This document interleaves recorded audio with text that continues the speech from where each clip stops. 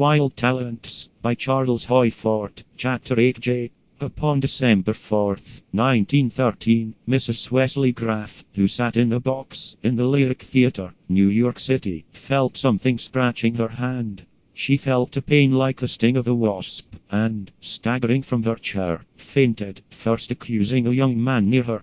The manager of the theatre held the young man, and called the police. Policemen searched, and found, on the floor, a common darning needle. It was their theory that the young man was a white slaver, who by means of a hypodermic injection, had sought to render a victim insensible, probably having waiting outside a cab, to which he, explaining that he was her companion, would carry her. There were marks upon Mrs. Graff's arm, but it seems that they were not made by a darning needle. With the idea that the needle might be tipped with a drug, the police sent it to a chemist. To my astonishment, I record that he reported that he had found neither drug nor poison on it. A strange circumstance is that, at this place, where a woman was wounded somewhat as if by a darning needle, was found this darning needle, which was suggestive of a commonplace explanation. Then arose the story that a gang of white slavers was operating in the city.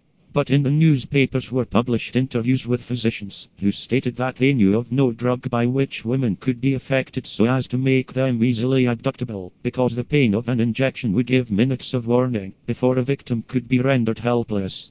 But it may be that something, or somebody, was abroad, mysteriously wounding women. In the Brooklyn Eagle, December 6th, it was said that in a period of 2 weeks, the Committee of 14 of New York City had heard a dozen complaints of mysterious, minor attacks upon women, and had investigated, but had been unable to learn anything definite in any case. See back to the story of the Chicago women, and marks of 2 small incisors. Upon Mrs. Graff's arm were 2 little punctures.